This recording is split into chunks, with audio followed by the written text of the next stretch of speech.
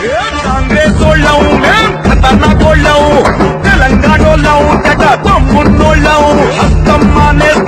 అంటే వస్తే అంటే చూస్తాం పార్టీ కోసం ప్రాణాలిస్తాం తోడొస్తే పందెం వస్తాం కాంగ్రెస్ తెలంగాణ 827 వార్డులో జై బాబు జై భీమ్ జై సంవిధాన్ అనే కార్యక్రమం ద్వారా ఈ కాలనీలో ఉన్నటువంటి సమస్యలు కానీ అదేవిధంగా 2 డివిజన్లో ఉన్నటువంటి సమస్యలతో పాటు స్వతంత్ర పోరాటంలో అమరులైనటువంటి త్యాగమూర్తుల ఫలితం వాళ్ళ గురించి చరిత్ర గురించి తెలుసుకోవడానికి ఇప్పుడున్న నవ సమాజానికి తెలియజేసే కొరకు ఈ కార్యక్రమాన్ని దేశవ్యాప్తంగా కూడా నిర్వహించడం జరిగింది. అందులో భాగంగా 8వ వార్డు 27వ వార్డులో ఈ కార్యక్రమాన్ని నిర్వహిస్తున్నాం. ఈ కార్యక్రమంలో పాల్గొన్న ప్రతి ఒక్కరికి కూడా హృదయపూర్వకంగా ధన్యవాదాలు తెలియజేస్తూ అది రోజు స్వతంత్ర పోరాటంలో అసూలు బాసినటువంటి మరి ఎందరో మహనీయుల చరిత్ర మరవలేనిది.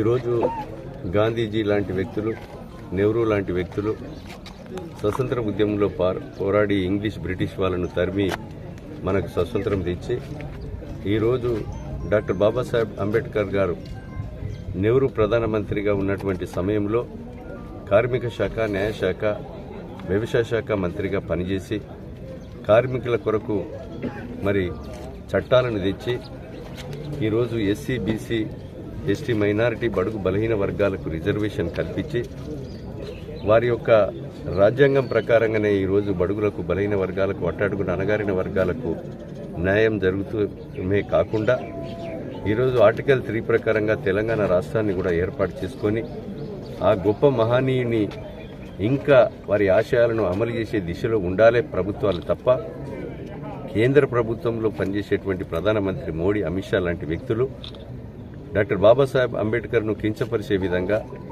రాజ్యాంగాన్ని మార్చాలని, అదేవిధంగా వారిని డాక్టర్ బాబాసాహెబ్ అంబేద్కర్ను అవహేళన చేసే విధంగా అధికార అహంకారంతో మరి మాట్లాడేటువంటి విధానం ఏదైతే ఉన్నదో ప్రజాస్వామ్యవాదులు, కవులు, కళాకారులు, మేధావులు, బలహీన వర్గాల ప్రజలు అందరూ కూడా ఖండించవలసిన అవసరం ఉంది. కనుక ఈరోజు డాక్టర్ బాబాసాహెబ్ అంబేద్కర్ అనుకూలంగా ఈ దేశంలో స్వతంత్రం వచ్చిన తర్వాత నెహ్రూ ప్రధానమంత్రిగా ఉన్న సమయంలో మరి అనేక నూతన ఒరవరిని తీసుకురవచ్చి నెహ్రూ తదనంతరం ఇందిరాగాంధీ 20 సూత్రాల పథకం తెచ్చి మరి పేదలకు, బడుగులకు, బలహీన వర్గాలకు ప్రభుత్వ భూములు పట్టాలిచ్చి హక్కులు కల్పించడమే కాకుండా ప్రైవేటు బ్యాంకులతోని పేద వర్గాలు ఏదైనా వ్యాపారం చేసుకోవాలంటే అప్పు దొరకని పరిస్థితుల్లో ప్రైవేటు బ్యాంకులను, వాణిజ్య బ్యాంకులను తీర్చి పేదలకు రుణ సౌకర్యం కల్పించి మరి పేద వర్గాలకు అండగా నిలిచినటువంటి ఇందిరాగాంధీ అదేవిధంగా వారిని మరి ఉగ్రవాదుల చేతుల్లో ఈ దేశం కొరకు బలి కావడం జరిగింది. ఎందుకు చంపారు ఇందిరాగాంధీని, రాజీవ్ గాంధీని? పాకిస్తాన్ మన దేశంపై తిరగబడ్డప్పుడు మా దేశం మీద తిరగబడితే ఎవరిని ఉపేక్షించేది లేదు, కబడ్దారని హెచ్చరించి పాకిస్తాన్ మరి మట్టి కరిపించి కాళ్ళబేరానికి తీసుకొచ్చినటువంటి ఉక్కు మహిళ శ్రీమతి ఇందిరాగాంధీ గారు. దాన్ని దృష్టిలో పెట్టుకుని ఉగ్రవాదులు మా దేశాన్ని ఖతం చేసినటువంటి వ్యక్తులను ఆత్మాహుతి దళాలుగా తయారై చంపుతామని చెప్పి ఇందిరాగాంధీని, రాజీవ్ గాంధీని ఇద్దరిని కూడా ఆత్మాహుతి దళాల పేరుతో ఉగ్రవాదులు చంపడం జరిగింది. ఈ దేశం కొరకు అనేకమైనటువంటి ప్రాణ త్యాగాలు చేసినటువంటి నెహ్రూ కుటుంబం రాజీవ్ గాంధీ ఓటు 18 సంవత్సరాలకే కల్పించి అదేవిధంగా ఈ యొక్క కంప్యూటరీకరణ, సెల్ సిస్టాన్ని తీసుకొచ్చి అదే నూతన ఒరవడిని తీసుకొచ్చినటువంటి వ్యక్తి ఇద్దరు కూడా రాజీవ్ గాంధీ, ఇందిరాగాంధీ ప్రాణ త్యాగాలు చేశారు. వారి యొక్క రాజీవ్ గాంధీ కుమారుడు రాహుల్ గాంధీ 2 సార్లు ప్రధానమంత్రిగా అవకాశం వచ్చినా మన్మోహన్ సింగ్ అవకాశం ఇచ్చి దేశం నాకు ముఖ్యం, పదవి ముఖ్యం కాదని చెప్పి ఈరోజు కన్యాకుమారి నుంచి కాశ్మీర్ వరకు పాదయాత్ర చేసి 35 సీట్లతో ఓటమి చెంది ప్రతిపక్ష నాయకుడిగా ఈ దేశంలో ప్రజల కొరకు, ప్రభుత్వం కొరకు, రైతాంగం కొరకు మరి పోరాడుతున్నటువంటి సందర్భం మనందరికీ తెలుసు. కాబోయేటువంటి రోజుల్లో ఈరోజు ఒక స్వతంత్రం తెచ్చిన పార్టీగా, తెలంగాణ ఇచ్చిన పార్టీగా ఈ దేశం కొరకు నెహ్రూ 12 సంవత్సరాలు జైలు జీవితం అనుభవించి ఇందిరాగాంధీ, రాజీవ్ గాంధీ ప్రాణ త్యాగాలు చేసిన కుటుంబంగా మన ఇప్పుడున్న నవ సమాజానికి తెలియజేసి రాబోయే రోజుల్లో 2029లో రాహుల్ గాంధీని ప్రధానమంత్రిగా చేసే దిశలో అన్ని వర్గాల ప్రజలు అడుగులేయవలసిందిగా నేను కోరుతున్నాం. నేటి రోజు కేంద్ర ప్రభుత్వంలో మోడీ మహిళలు వాడుకునేటువంటి మన కుటుంబాల్లో వాడుకునేటువంటి నిత్యావసర వస్తువుల మీద కానీ, రైతులు వాడుకునే ఎరువుల మీద కానీ, ప్రతి వస్తువు మీద హోటల్లో బువ్వ తిన్నా, ఆఖరికి హాస్పిటల్లో పోయి మనము మందులకు డబ్బులు కట్టినా, బిల్లు కట్టినా, చెప్పులు కొన్నా, ఈరోజు మనం వేసుకునే దుస్తులు కొనుక్కున్నా, ఆఖరికి చనిపోయినటువంటి శవం మీద బట్ట కప్పిన జీఎస్టీ పన్నేసి రక్తం తాగుతూ రాక్షసంగా ఈ ప్రభుత్వం, కేంద్ర ప్రభుత్వం అవలంబిస్తుంది. కానీ దీన్ని మనము ఒక ఆలోచన చేయవలసిన అవసరం ఉందని సందర్భంగా తెలియజేస్తున్నాం. సంవత్సరానికి 2 కోట్ల ఉద్యోగాల పేరుతో 11 సంవత్సరాలు 22 కోట్ల ఉద్యోగాలు ఇవ్వకుండా నిరుద్యోగ యువతకు మోసం చేసినటువంటి చరిత్ర బీజేపీదని సందర్భంగా తెలియజేస్తున్నాం. ఈరోజు రాముని అయోధ్య బియ్యము అక్షంతలని చెప్పి రేషన్ బియ్యము మొత్తం పసుపు కుంకుమతో కలిపి ఇంటింటికి తెలిపి కులాల పేరుతో, మతాల పేరుతో రెచ్చగొట్టి ఈరోజు 8 రాష్ట్రాల్లో బీజేపీతర రాష్ట్రాలను కూలగొట్టి రాజకీయ లబ్ధి కోసమే తప్ప ప్రజలకు చేసింది ఏం లేదని ఈ సందర్భంగా నేను తెలియజేస్తున్నాం.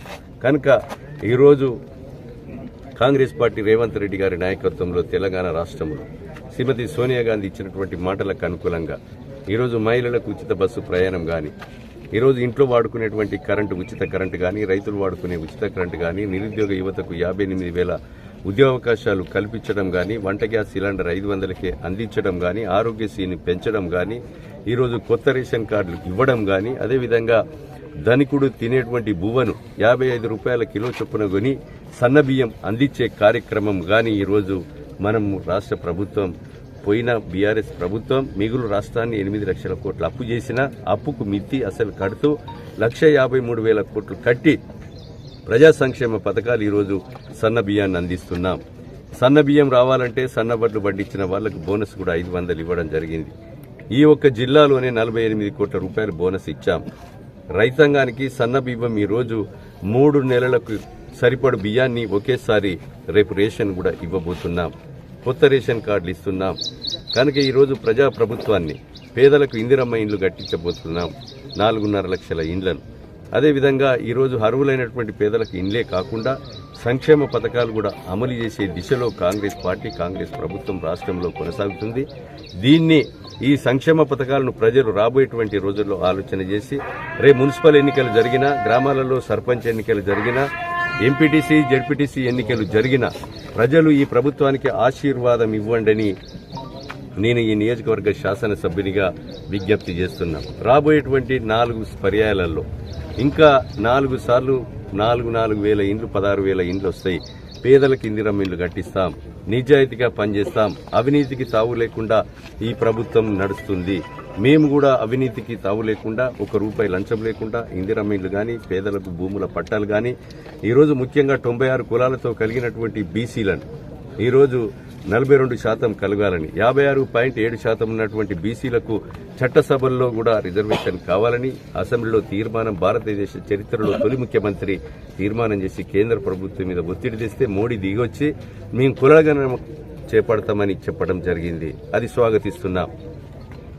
అదేవిధంగా 59 కులాలతో కలిగినటువంటి దళిత జాతి, మాల, మాదిగ, డక్కల, అదేవిధంగా ఇతర నేతగాని కులస్తులందరికీ కూడా ఈరోజు సుప్రీంకోర్టు తీర్పు ప్రకారంగా మొదటి రాష్ట్రంగా జీవోను డాక్టర్ బాబాసాహెబ్ అంబేద్కర్ రాసిన జయంతి రోజు సందర్భంగా ఆ జీవోనిచ్చి రేపు అంగన్వాడీ టీచర్లు, ఆయాలు, టీచర్సు, అదేవిధంగా ఏఈలను కానీ మరి వివిధ డిపార్ట్మెంట్లో ఉద్యోగావకాశాలు కూడా రిజర్వేషన్ కల్పించి ఏబీసీ వర్గీకరణ కూడా అమలు చేసిన ఏకైక రాష్ట్రం భారతదేశ చరిత్రలో అది రేవంత్ రెడ్డి గారి ప్రభుత్వం, తెలంగాణ రాష్ట్ర ప్రభుత్వం. ఇది ప్రజలు అందరూ కూడా అర్థం చేసుకుని ఈ ప్రభుత్వానికి మీ ఆశీర్వాదం ఉంచి రాబోయే మున్సిపల్ సర్పంచ్ ఎన్నికల్లో మీ దీవెనలు ఉండాలని మీకు ఈ సందర్భంగా తెలియజేస్తున్నాం. ఇస్తే రాబోయేటువంటి రోజుల్లో మీ సేవకుడుగా, నియోజకవర్గ శాసనసభ్యునిగా పట్టం కడతాం.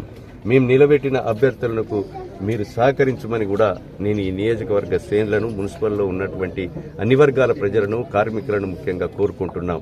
కనుక ఈ విషయాన్ని ఆలోచన చేసి మరి మీరందరూ కూడా విజయవంతం చేయాలి. ముఖ్యంగా ఇక్కడ రేషన్ షాప్ కూడా మేము బియ్యం ఎక్కడికో పోవాలని మాకు తెచ్చుకోవడానికి ఇబ్బంది అవుతుందని ప్రజలు కోరితే, ఇక్కడ స్థానికంగా ఉన్నటువంటి మా నాయకత్వం కోరితే మీకు ఎంబడే ఈ రేషన్ షాప్ను కూడా ఇప్పుడు ప్రారంభించబోతున్నా, మీకు ఇబ్బంది రాకుండా చూడాలని. అదేవిధంగా రేషన్ షాప్తో పాటు మీకు కొత్త రేషన్ కార్డులు కూడా ఇస్తాం. అదేవిధంగా కొత్త రేషన్ కార్డులలో మీరు కొడుకుండి కోడల పేరు లేకుండా, లేకపోతే మనవడో మనమరాలు వచ్చినా, లేకపోతే భార్య భర్తలు సంసారం చేస్తూ 2-3 పిల్లలున్నా, ఆ పేరు లేకపోతే ఆ పిల్లల పేర్లు చేర్పించేసి మనిషికి 6 కిలోల చొప్పున బియ్యం కూడా సన్న బియ్యం అందించబోతున్నాం. అదేవిధంగా ఈ సన్న బియ్యం కార్యక్రమం 5 సభ్యులుంటే 1530 రూపాయలు అవుతుంది. 10 మంది సభ్యులు కుటుంబంలో రేషన్ తీసుకుంటే ఒక్కసారి రేషన్ తీసుకుంటే 3,400 రూపాయలు అవుతున్నాయి. అంటే మేము ఈ పేదలు ధనవంతుడు తినేటువంటి బువ్వను పేదోడు తినాలనేటువంటి ఒక దృఢ సంకల్పంతో కాంగ్రెస్ ప్రభుత్వం రేవంత్ రెడ్డి గారి నాయకత్వంలో ఇవ్వబోతుంది. ప్రజలు అర్థం చేసుకుని ప్రభుత్వానికి ఆశీర్వాదం చేయవలసిందిగా విజ్ఞప్తి చేస్తున్నాం.